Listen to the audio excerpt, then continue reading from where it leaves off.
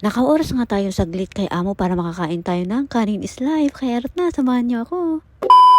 Ayan nga mga kit-size, umaga nga to and oras na para ihatid natin si Charlotte doon sa baba sa may school bus niya. 7 o'clock kasi is nandoon na yung bus, so kailangan natin na makarating doon mas maaga kaysa sa bus para hindi magantay yung bus. Pagdating nga namin dito is wala pa yung bus, so umupo muna kami ni Charlotte. May nga is ayan na yung bus, so pasakayin lang natin si Charlotte and then picturean ko and then babalik ulit kami doon sa bahay. Kasi si Tingting is ihatid ulit natin siya doon sa Tune 1 pero ngayon is tulog pa sila, kasama sila amo, babae at lalaki, tulog pa din sila. So kami lang ni Charlotte ang gumising. And then pagdating nga namin dito is umuulan siya mga kit-size. And then dumating na nga ako dito sa bahay, ilang minuto lang is gumising na din si Manteng. So tinimplan ko siya ng gatas niya. Pagkatasin ko muna siya kasi ito lang yung breakfast niya. Hindi siya kumakain ng kahit ano kapag umaga. At pagkatapos nga niyang inumin yung gatas, sabi ko is mag-toothbrush and umihi siya and magpapalit ng damit. So nakapalit na siya. May oras pa, so sabi ko is maglaro muna siya doon para sampay ko muna yung mga damit. Schedule ng paglaban ng damit ko ngayon. So ayan mga kit-size, after nga nun is bumaba na kami ni Manteng and then magbiyahe kami ng kalahating oras bago kami makarating dito sa may Tune 1. Pagdating nga namin dito is may nakasabayan kaming mga kababayan natin na galing sa Pilipinas pa. So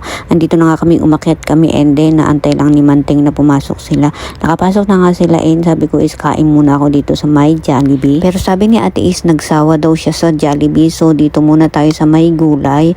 And ayan na nga, ang dami pagpipilian dito kaya hindi ko alam kung anong pipiliin ko. Ito na nga lang yung napili ko, 3 putahe. And ayan, kain tayo. Kasama ko si ate dito pero ako lang yung video. Nakaw muna tayo ng oras. Ang isang oras kasi mag-antay ako kay Manting, so may time pa akong kakain dito. And ito na din yung umagahan ko, lunch ko and merienda time ko. At fast forward nga tayo mga kid-size. Ayan, pauwi na kami ni Manting and dito kami sa my train and then nakakain na nga siya mga kid-size. So pinalitan ko ulit siya and then pupunta ulit kami sa school. Ihatid ko siya sa school bus niya. Si Charlotte is andun siya. Si amo yung nagsundo sa kanya and tapos na din siyang kumain. Hindi ko lang na-videohan kanina. And nakabibideo ko nga, tignan nyo yun. Naka-uniform si Manting pero yung sapatos niya is hindi black. Bakit white yung kinuha niya? Nung nakababa na kami saka ko napansin na bakit white hindi black yung kinuha niya. Pero hindi din napansin ni amo. Siya din yung nagsara ng pintuan. But anyway, andun na nga siya sa loob ng bus. So ayan mga kit-size. Ito ko na lang tapusin na ang ating mini vlog. Bye bye. Thank you for watching.